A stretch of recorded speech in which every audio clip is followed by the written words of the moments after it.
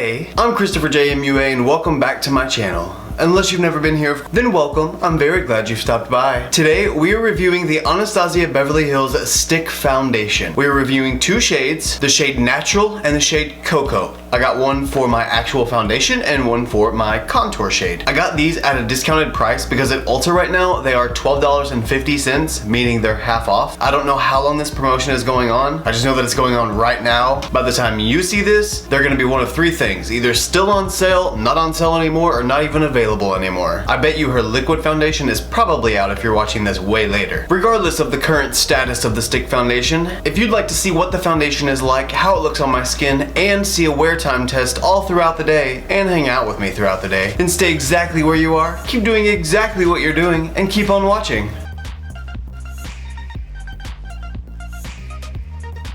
Okay, so Anastasia Beverly Hills Stick Foundation. Natural and Cocoa. If you haven't noticed, I've been kind of on a stick foundation kick lately. I don't really know why, I just know I love them and I want to try like all of them. I feel like I'm constantly on the search for the best foundation for me. Even though I find really good ones a lot of the time, I don't know that I've found the perfect one. I don't know if I'll ever find the perfect one, but I'm probably constantly always gonna search for it. And who doesn't like to try a new foundation? You might not. If you don't, sorry, my bad. However, as I showed already, this is the unit carton that it comes in. It has the ABH logo on top. I already started to open it.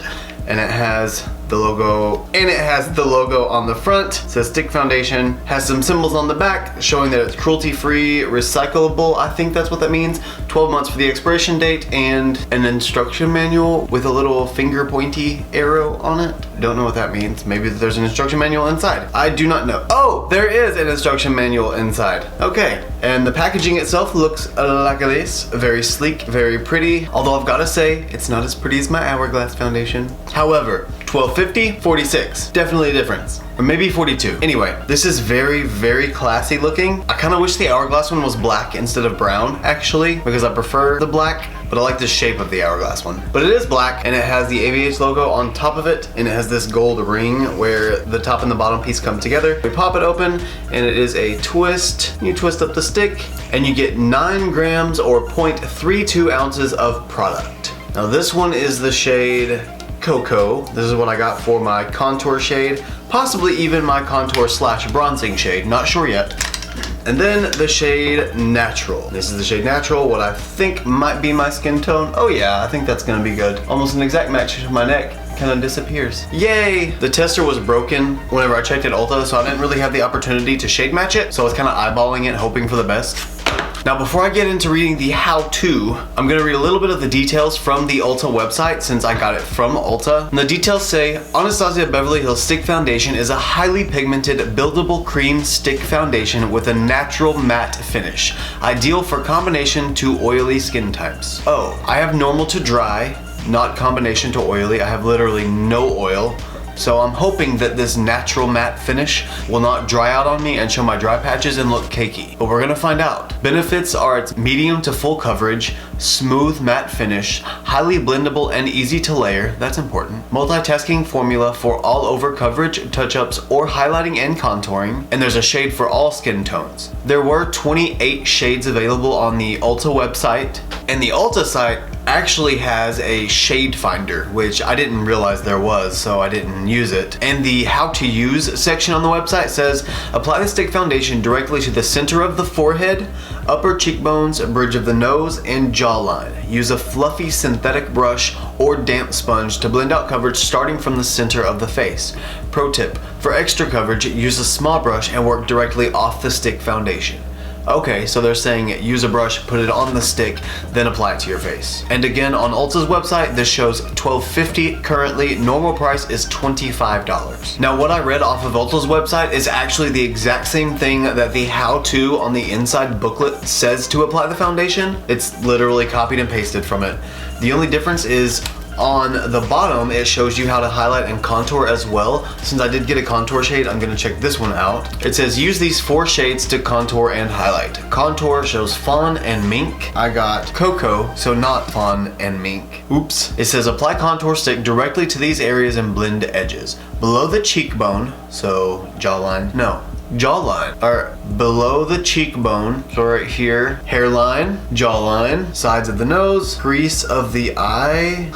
I guess if you're not using eyeshadow and you're just going for a full natural look, that would be smart. Contour shade here, highlight shade here, that would make sense, yeah. I'm not doing that today, but yeah. And neck. Don't know if I'm gonna do the neck either. Maybe I might slenderize my neck. I don't know, maybe we'll try, we'll see. Now since it shows that this foundation is meant for combination to oily skin, I'm going to hydrate quite a bit. I'm gonna use the Too Faced Hangover 3-in-1 spray just to stay extra hydrated. And I'm also gonna use the Marc Jacobs Undercover Perfecting Coconut Face Primer because I still need something pore filling. I always have to use something pore filling, but I need it to be hydrating as well as pore filling, and I believe the Marc Jacobs primer is. And since this foundation says that you can use a sponge or a brush, I'm actually gonna use one on each side. So I'm gonna use a sponge on my right side, your left, and it said a fluffy brush to blend, so I'm gonna use my Morphe M462 on the other side. I've never used this brush for foundation before because typically I would use my S94 or my M439, but neither one of these brushes are fluffy brushes as far as I would call it fluffy.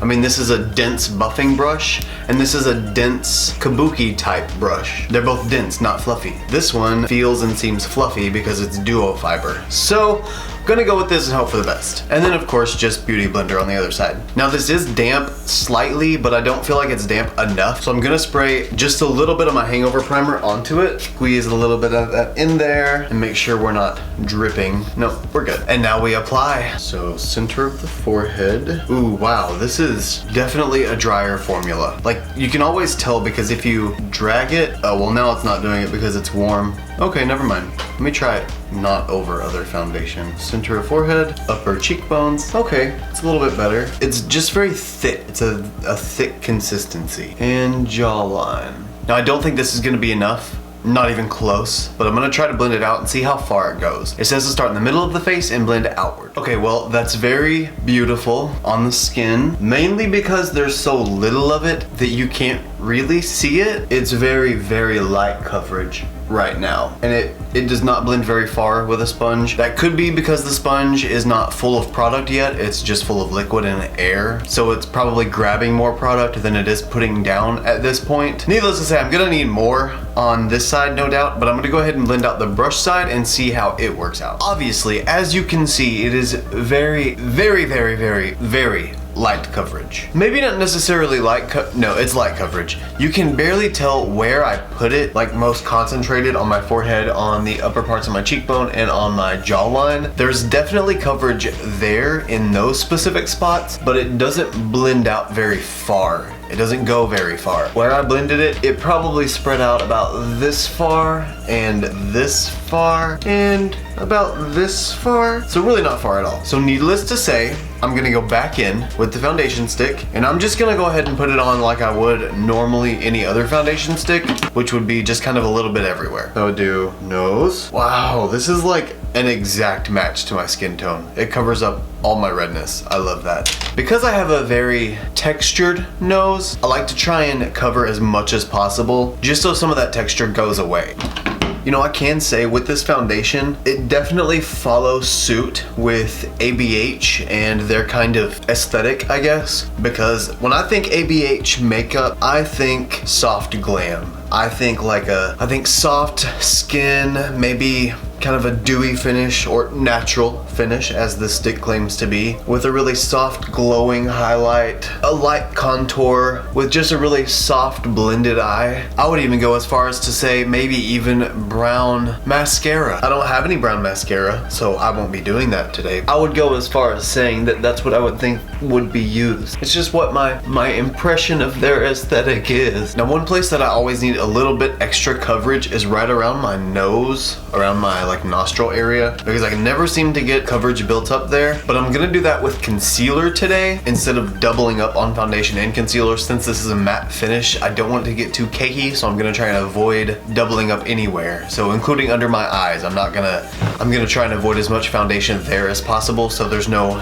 double building, essentially. Now I'm gonna use the M462 on the left side. You're right, all right. So my foundation, really more like my skin, just looks flawless. It it really almost looks like I'm not wearing foundation, and it just looks like my skin is just perfect. And I also look like I kind of have like a healthy glow because of that natural finish that it has, so it doesn't go quite all the way matte, even though it says matte. It says natural matte, which I feel like that's kind of my skin anyway. It's pretty matte, but with a little bit of shine. Since I am normal to dry, I don't usually get a lot of oil buildup, so that's kind of the finish that I normally have anyway. It did a pretty decent job at covering up all of my redness. I just noticed around my nose, like I said earlier, I can still see some redness peeking through there, and kind of in my cheek area and my, I guess, upper cheek, it still shows some redness, and definitely the bridge of my nose, no doubt. But I figure that's where concealer's gonna go, so I'm not too worried about it right now. I would say for sure we're at a point of medium coverage. Definitely not full.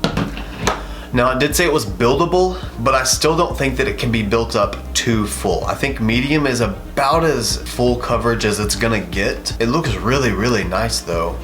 And I don't really have a preference of side either. Both sides look exactly the same with the sponge or with the brush. I don't notice any brush strokes or streakiness or any sponge prints, which that sometimes happens with some foundations that are too liquidy. They'll get like little circle edge spots all over your face from using the sponge to press it in, but it really looks flawless on both sides. I think because this brush is a duo fiber brush, it really helps out as well, because not only does it blend, but it also picks up product and moves it to other places, and I think that also helps. You know, based on the way this blends out, this could easily be used as a touch-up tool too. Like if you didn't want to trouble yourself with really a full face of makeup and you were in a hurry and you just needed a quick touch-up, like you needed to cover a pimple, or you had some just slight discoloration that you needed to cover, or even probably some heavy discoloration, because the coverage on this is good enough to cover my redness, so obviously it covers discoloration. But I feel like this is something that's so soft and blendable that you could use this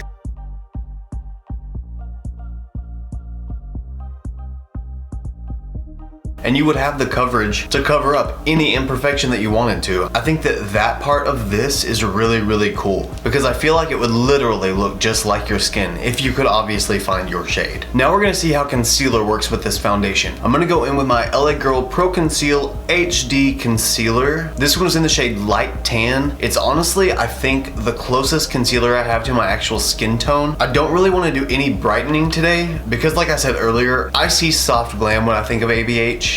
Anastasia Beverly Hills. I want to go for that soft glam, easy, no makeup look. Now watch, I say all of those things and this is probably going to end up like none of those things. Oh no, is this darker than my skin tone now? How would I get lighter in the summer? There is no way. Maybe it's just a little yellow. Okay, I lied. I have to do just the tiniest bit of brightening, but not very much. Just a smidge, just a little tiny bit. I'm gonna use my Jefa Cosmetics Magic Star Concealer in the shade C13 and only add a little bit of it right here, and then here, and here, and here, and maybe here. And that's all. And then the tiniest bit of the shade C7. Right here, here, and here. And now I'm done. Since it does seem to be literally the same between the brush and the sponge application, I'm gonna go ahead and continue the rest of the application with the sponge only, because it is typically my preferred tool of choice. It's honestly just gonna come down to your preference based on the way this blends. You can kind of just choose what you wanna choose because it works both ways. But before I blend it out, now I'm gonna take the shade Cocoa and go into my contour spots and add a little bit of definition. I'm gonna go from upper ear. Oh no, I'm not gonna go all the way down to my mouth. Well, I'm not gonna go all the way down to right here like I usually do for contour, because I want this to be softer a little bit, maybe. So I'm just gonna take it from here, and I'm also gonna add a little bit right up here at my hairline and some right here at my hair to get rid of what seems like a receding hairline. But the funny thing is that it's actually just my natural hairline. That's the way my hairline has always been, so I was born with a receding hairline, if that's not a trip. And I'm also gonna take just a slight bit right here on my nose and on the other side, and I like shortening my nose just a tad, so here as well, and then my jaw. And I like my jaw to look a little more angular, so I like to take my contour a little higher and then bring it down to a point. A little higher, bring it down to a point. Then once we blend it out, I should look pretty snatched. Oh, and it suggested on the instructions to go on your neck as well. So I guess I'm gonna take a little bit here and a little bit. Never ever done this before. This is a first for me. I don't know exactly what happened, but I think I lost control of myself while I was contouring, maybe a little bit. So I am in fact going to blend out the contour with my Morphe E8 brush. If I was doing this lightly, I would just use my sponge, but I need only my highlighting shades to be on my sponge so I can drown out some of this contour in case I did go a little too overboard once it's blended out. We'll find out soon enough. But I'm gonna start by blending out the contour first, then work with the lighter shade to try and make the contour recede maybe just a little. I'm just curious if this foundation is gonna be able to deal with me blending all of this in with it. What have I done? Oh no. Okay. Okay, girl, she cute, she cute. Love it. So now that I look absolutely ridiculous, I'm gonna try to blend out this concealer.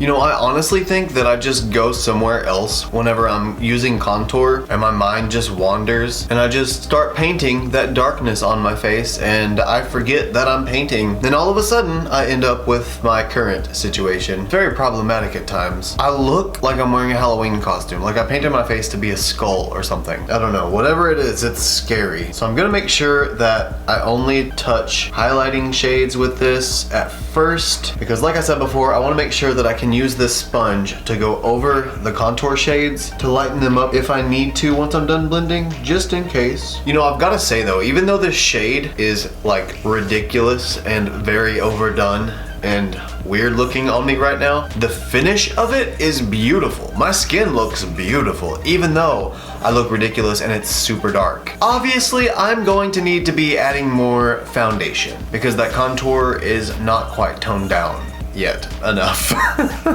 Definitely not. Now I think what I'm gonna try and do to fix this is just go back in with the foundation shade and I guess maybe apply that everywhere that I need to cover. It's really hard to come back from bad contour. Now let's try this again, shall we? You know, I'm just gonna stop saying that I think I'm just gonna go natural because it seems like every time I say that, then I do the complete opposite. So from now on, I'm just not gonna say whether I'm gonna go natural or not and just not have a plan and go into it open-minded and see where we get. I will say though, that no matter how dark I am in the end, since the dark shade and the light shade are both the Anastasia Beverly Hills stick foundation, we're gonna get a really good analysis of the foundation itself because it's both the contour and the foundation. Now, one last time, I'm gonna go back in with the Magic Star Concealer in the shade C13 and re-highlight the areas that were highlighted since they kind of got blended out with the contour now and see if I can finally make this the exact intensity that I like. Now this time I am gonna be highlighting a little bit more than I did previously because obviously I need some lightness back to my face since I darkened it too much and I'm still gonna have to blend this out even more. I've finally gotten everything all blended out.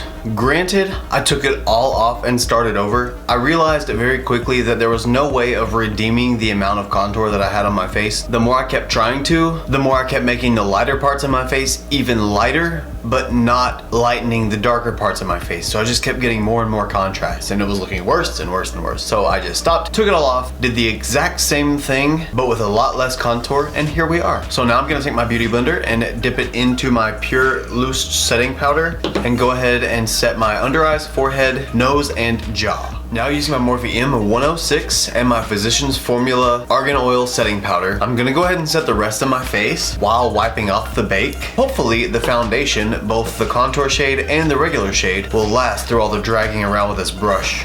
So thus far, I have no dry patches at all. And I'm really excited because I thought possibly with that foundation saying that it was a natural matte that I was gonna end up with dry patches. But it literally looks flawless. It definitely is matte, that is for sure, there's no doubt about that, but it looks nice. It doesn't look too dry. My under eyes do look just a little bit dry. Looks really smooth, really flawless. Now, just to stay hydrated during the whole of the makeup application, since this is a drier formula, I'm gonna go ahead right now and spray my Too Faced Hangover RX spray. This might not be necessary for all people, and it might not even be necessary for me right now. I just don't want to take the chance of getting dry and getting patchy. I don't want to take that chance. So I'd rather set everything now that I put powder down and then add more powder on top than I would not and ending up dry and cakey.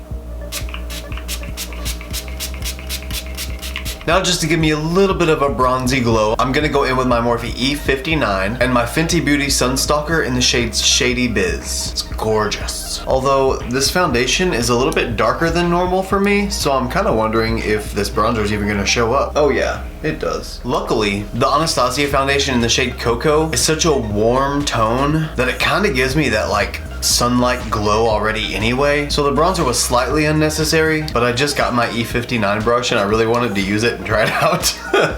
So it was necessary in my mind. And it did add a little something on top. Really, most of what it did was just set the contour a little bit better, but that's okay too. No problem with that. Now I'm not gonna add any powder contour because I feel like the contour from the foundation was quite enough. We've already made that mistake once, so let's not go there again. So now I'm gonna add on a highlighter. I also got a new brush for highlighter. I'm gonna use the M509 brush, and I think I'm gonna use the one highlighter I have that matches me the absolute most, which is the shade Marilyn in the Gerard Cosmetics Starlit palette. This one is like me all the way. Oh, yes. That is so beautiful. I love that. Oh no, I forgot blush. Oh well, I'll do blush in a second. Then a little bit on the bridge of my nose. Oh, and it's perfect. The highlighter didn't start lifting up the foundation or smearing it around. You know those times that you have with foundations whenever you put something on top of it and it starts moving and you can see like the drag marks in it from where it moved? This did not happen. So I'm very happy about that. And now I'm gonna just soften the edge just a tad because I kind of went ham on the highlighter. Maybe just a little bit too much. At least it's not on the contour. I'd rather go way too heavy on highlighter than I would contour. I can at least blind you to where you can't see if it's highlighter. Now I'm gonna use the Morphe M104 blush brush and go into this Anastasia Beverly Hills Peachy Love Blush Trio. I'm gonna go into the shade Nectarine and use that for my blush. I feel like that'll be just soft enough to give me a little bit of warmth but not go way too crazy with it. Okay, yeah, well, I mean, I went a little heavy. Man, today is just one of those days. It is one of those, oops, that was oversaturated days. Well, let's do that on the other side then. Now I'm gonna take my powder brush and just lightly pat over that right at the front, just so it's not, like, not so much. I'm also gonna take my bronzer brush and go back here where I put some of that blush and just blend it a little forward, just to kind of make sure everything just meshes in. Now let's check the current state of the foundation. Beautiful, literally seamless. It looks so good. I'm completely happy with it. So my eyes feel a little bit left out, so I'm gonna go ahead and finish my brows, eyes, and lips off camera, and once I do that, I will be right back. The full face of makeup is completely done now. I did eyes, brows, mascara, lips, got it all finished up. I'm gonna set my face one more time, this time with the Urban Decay All Nighter Setting Spray, and then I have to go pick up my little brother from the bus station. And I was supposed to leave like, 10 minutes ago. He's about to be there, and the town is about 30 minutes away. So let's go ahead and do this, and I will give you guys check-ins throughout the day so we can see how this foundation holds up to the wear and tear of my daily life. Okay guys, just wanted to check in with you before I sat down to eat. It has been about 4 hours since the initial foundation application, and this is what we're looking like so far. I have a little bit of creasing up on my forehead and a little bit right here, which I did change eyeshadow looks, quite obviously, because I actually filmed a whole nother video, but this eyeshadow look was done, so there was a lot of this kind of movement when normally if I'm not changing eyeshadow I wouldn't be doing that. But it just goes to show that constant creasing is not the greatest thing for the Anastasia stick foundation, or any foundation for that matter. But we see how it's holding up thus far. It's still very pretty. It's sitting really nicely in the skin that hasn't moved and cracked. I haven't gotten any slipping or anything occurring. So I would say so far so good, except for that little bit of creasing. We are now at the 10-hour mark. I am back in the studio, not quite on my own camera because I'm not ready to be on my own camera yet. I'm still on my phone. This is just another check-in because my day is not done. I am not done filming yet. I am creating even more content for you guys. But here is what my face looks like right now. Looks pretty good. I can see that it's definitely worn down some. I was swimming in the pool a little bit earlier, so I'm pretty sure all of it from my neck is gone because the chlorine just ate it all.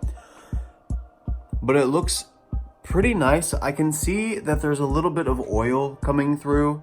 I don't get super oily anyway, my face has natural oil. And I can see it shining just a tiny bit, but really not a whole lot. I would bet if you were oily, that would probably be showing a little bit more, but it's really not bad at all. I mean, you can't hardly see what I would normally look like by now, which is a lot more oil. And it's mainly because it's so humid here in Arkansas, like all the time, forever. So all that humidity creates moisture in the air, creates moisture on my face, and then I look oily, even though I'm not. But the creasing, I'm a very animated person, so this creasing is not good.